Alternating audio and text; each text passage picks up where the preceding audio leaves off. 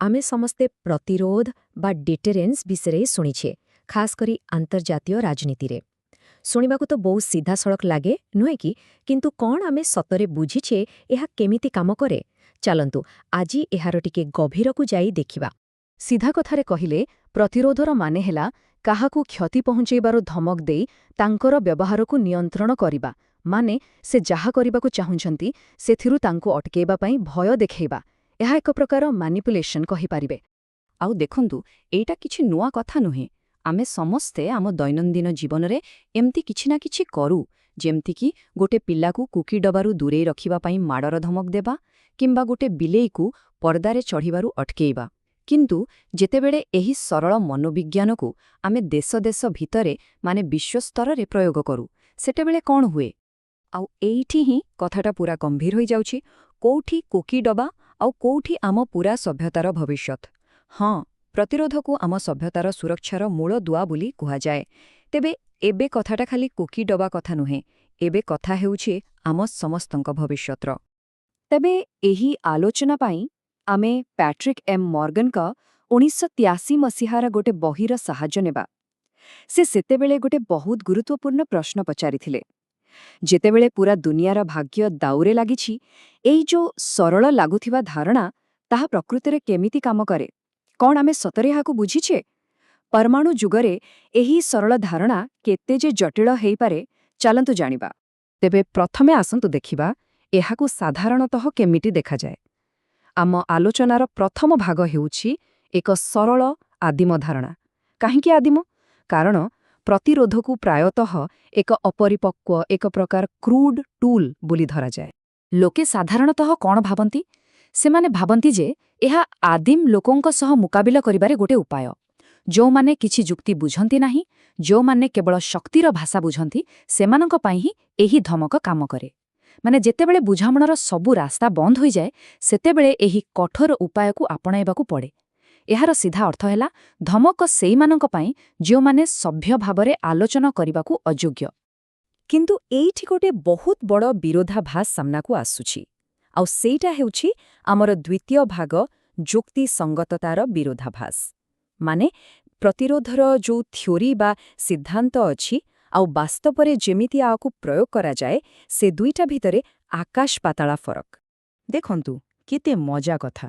ଗୋଟେ ପଟେ ଥିଓରି କହୁଛି ଯେ ଦେଶର ନେତାମାନେ ବହୁତ ଶାନ୍ତ, ବୁଦ୍ଧିମାନ ଆଉ ପୁରା ହିସାବ କରି ନିଷ୍ପତ୍ତି ନିଅନ୍ତି, ଲାଭ କ୍ଷତିର ପୁରା ଟିକିନିକି ହିସାବ କରନ୍ତି। ଆଉ ଅନ୍ୟପଟେ ଆମେ ଏହି ଉପାୟକୁ କାହା ପାଇଁ ବ୍ୟବହାର କରୁ?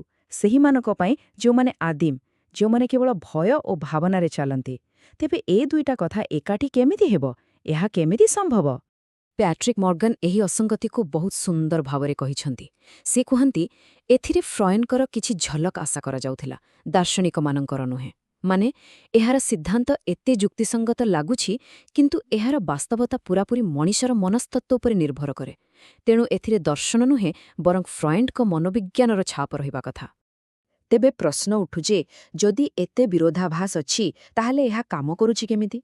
ଏଇଠି ମୋର୍ଗାନ ଗୋଟେ ନୂଆ ମଡେଲ ଦଉଛନ୍ତି, ଆଉ ସେଇଟା ହେଉଛି ଆମ ତୃତୀୟ ଭାଗ, ବିବେକୀ ନେତା। ଏଇଟା ହିଁ ସବୁଠୁ ବଡ଼ ପ୍ରଶ୍ନ। ଯଦି ନେତାମାନେ ସତରେ କମ୍ପ୍ୟୁଟର ଭଳି ହିସାବ କରି ନିଷ୍ପତ୍ତି ନିଅନ୍ତି ନାହିଁ, ତାହେଲେ ଆଜି ପର୍ଯ୍ୟନ୍ତ ଗୋଟେ ବଡ଼ ବିପର୍ଯ୍ୟୟ କାହିଁକି ହେଇନାହିଁ? ଯଦି ଥିଓରି ଭୁଲ, ତାହେଲେ ଏହା କାମ କେମିତି କରୁଛି? ଏଇ ପ୍ରଶ୍ନ ହିଁ ଆମକୁ ଗୋଟେ ନୂଆ ଉତ୍ତର ଆଳକୁ ନେଇଯିବ। ମୋର୍ଗାନ କହୁଛନ୍ତି ନେତାମାନେ ସମ୍ପୂର୍ଣ୍ଣ ଯୁକ୍ତିସଙ୍ଗତ ନ ହେଲେ ବି ବିବେକୀ ବା ସେନ୍ସିବଲ୍ ହୋଇପାରନ୍ତି। ଆଉ ଏଇ ବିବେକୀ ହେବାର ମାନେ କ'ଣ? ଏହାର ମାନେ ହେଲା ନେତାମାନେ ଜାଣନ୍ତି ଯେ ସେମାନେ ସବୁକିଛି ଜାଣିନାହାନ୍ତି। ସେମାନଙ୍କର ନିଜର କିଛି ସୀମା ଅଛି ଆଉ ଭବିଷ୍ୟତ ଅନିଶ୍ଚିତ। ଏହି କଥାକୁ ସ୍ୱୀକାର କରି ସେମାନେ ନିଜର ଆଚରଣକୁ ସଜାଡ଼ନ୍ତି। ତେବେ ଜଣେ ବିବେକୀ ନେତା କେମିତି କାମ କରନ୍ତି? ଦେଖନ୍ତୁ, ସେମାନେ କେବେ ବି ବଡ଼ ବଡ଼ ପଦକ୍ଷେପ ନିଅନ୍ତି ନାହିଁ, ବରଂ ଛୋଟ ଛୋଟ ପାଦ ପକାନ୍ତି। ସେମାନେ ଏମିତି କାମ କରନ୍ତି ଯାହାକୁ ପରେ ବଦଳା ଯାଇପାରିବ, ମାନେ ଇରିଭର୍ସିବଲ୍ କିଛି କରନ୍ତି ନାହିଁ। ତାଙ୍କର ମୂଳ ଲକ୍ଷ୍ୟ ହେଲା ବିପଦକୁ କମ୍ କରିବା। ଆଉ ସବୁବେଳେ ନମନୀୟ ବା ଫ୍ଲେକ୍ସିବଲ୍ ରହିବା ପାଇଁ ସେମାନେ କୌଣସି ଦୃଢ଼ ପ୍ରତିବଦ୍ଧତା ଦିଅନ୍ତି ନାହିଁ। ସିଧା କଥା ହେଲା ସେମାନେ ବହୁତ ସତର୍କ। ଆଉ ଏଇଠି ହିଁ ପ୍ରତିରୋଧର ଖେଳ ଆରମ୍ଭ ହୁଏ।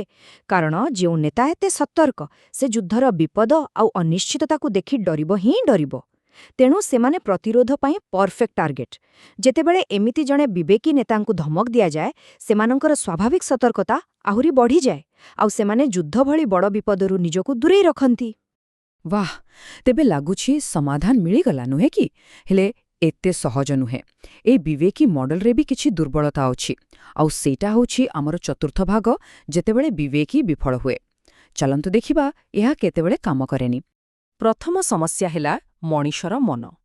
ସବୁବେଳେ ଯେ ଧମକ ଦେଲେ ଲୋକ ଡରିଯିବ, ସେମିତି କିଛି ମାନେ ନାହିଁ। ବେଳେବେଳେ ଧମକ ଓଲଟା କାମ କରେ।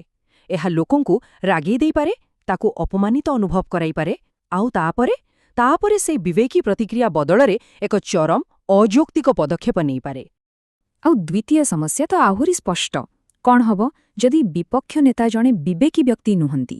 ଯଦି ସେ ବିପଦ ନେବାକୁ ଭଲ ପାଆନ୍ତି, କିମ୍ବା ତାଙ୍କର ଆତ୍ମବିଶ୍ୱାସ ଏତେ ବେଶୀ ଯେ ଧମକକୁ ସେ ଖାତିର ହିଁ କରନ୍ତିନି, ସେତେବେଳେ ତ ପ୍ରତିରୋଧ ପୂରାପୂରି ବିଫଳ ହେଇଯିବ। ତୃତୀୟ ସମସ୍ୟା ହେଲା ସଙ୍କଟ। ଯେତେବେଳେ ସ୍ଥିତି ବହୁତ ଖରାପ ହୋଇଯାଏ, ସେତେବେଳେ ସବୁ ନିୟମ ବଦଳିଯାଏ। ଏମିତିକି ଜଣେ ବହୁତ ସତର୍କ ଓ ବିବେକୀ ନେତା ବି ଅତ୍ୟଧିକ ଚାପରେ ଆସି ଏକ ବଡ଼ ବିପଦପୂର୍ଣ୍ଣ ପଦକ୍ଷେପ ନେବାକୁ ବାଧ୍ୟ ହୋଇପାରନ୍ତି। ସେତେବେଳେ ତାଙ୍କର ସେ ବିବେକୀ ସ୍ୱଭାବ ଆଉ କାମ ଦିଏନି। ତେବେ ଏସବୁ ଆଲୋଚନାରୁ କ'ଣ ଜଣାପଡ଼ୁଛି? ଗୋଟେ କଥା ତ ସ୍ପଷ୍ଟ, ପ୍ରତିରୋଧର ଧାରଣା ଯେତିକି ମଜବୁତ ଲାଗେ ସେତିକି ନୁହେଁ। ଏହା ବହୁତ ଭଙ୍ଗୁର, ଆଉ ଏହା ହିଁ ଆମର ପଞ୍ଚମ ଏବଂ ଶେଷ ଭାଗ, ଆମର ଭୁଲ ଆତ୍ମବିଶ୍ୱାସ। ଲେଖକ ଏହାକୁ ବୁଝାଇବା ପାଇଁ ଗୋଟେ ବହୁତ ଶକ୍ତିଶାଳୀ ଉପମା ଦେଇଛନ୍ତି। ସେ କହୁଛନ୍ତି, ପ୍ରତିରୋଧ ହେଉଛି ବିଶ୍ୱକୁ ବିଶ୍ୱରେ ମାରିବା ଭଳି ଏକ ଚିକିତ୍ସା। ମାନେ, ଯୁଦ୍ଧକୁ ରୋକିବା ପାଇଁ ଆମେ ଅସ୍ତ୍ରଶସ୍ତ୍ର ଜମା କରୁଛେ। ଏହା କେତେ ଦୂର ଠିକ୍? ଶାନ୍ତି ପାଇଁ ହିଂସାର ଧମକ ଉପରେ ନିର୍ଭର କରିବାଟା ହିଁ ତ ଗୋଟେ ବଡ଼ ବିରୋଧାଭାସ। ଆଉ ସବୁଠୁ ବଡ଼ ବିପଦ ଜାଣନ୍ତି କ'ଣ? ବିପଦ ହେଉଛି ସେ ଥିଓରିଟା ନିଜେ। ଯେତେବେଳେ ନେତାମାନେ ଭାବନ୍ତି ଯେ ସେମାନେ ସବୁକିଛି ବୁଝିଛନ୍ତି ଆଉ ପରିସ୍ଥିତିକୁ ନିୟନ୍ତ୍ରଣ କରିପାରିବେ, ସେତେବେଳେ ସେମାନେ ଓଭର କନଫିଡେଣ୍ଟ ବା ଅତ୍ୟଧିକ ଆତ୍ମବିଶ୍ୱାସୀ ହୋଇଯାନ୍ତି। ଆଉ ଏହି ଓଭର କନଫିଡେନ୍ସ ହିଁ ସେମାନଙ୍କୁ ବଡ଼ ବିପଦ ନେବାକୁ ଉସୁକାଏ, ଆଉ ଶେଷରେ ଏହା ହିଁ ବିପର୍ଯ୍ୟୟର କାରଣ ସାଜେ। ତେବେ ଶେଷରେ ଏହି ପୂରା ବିଶ୍ଳେଷଣ ଆମକୁ ଗୋଟେ ବହୁତ ବଡ଼ ପ୍ରଶ୍ନ ପାଖରେ ଛାଡ଼ିଦେଉଛି। ଶୀତଳ ଯୁଦ୍ଧ ସମୟରେ ଲେଖା ହୋଇଥିଲେ ବି ଏକଥା ଆଜି ବି ସେତିକି ହିଁ ସତ। ଯଦି ଆମ ବିଶ୍ୱ ସୁରକ୍ଷାର ମୂଳଦୁଆ ଏତେ ଦୁର୍ବଳ ଆଉ ଭଙ୍ଗୁର, ତାହେଲେ ଆଜିର ଦୁନିଆରେ ଏହା ଉପରେ କେତେ ଭରସା କରିବା ଠିକ୍? ଏହା ଏକ ଗଭୀର ଚିନ୍ତାର ବିଷୟ ନିଶ୍ଚୟ।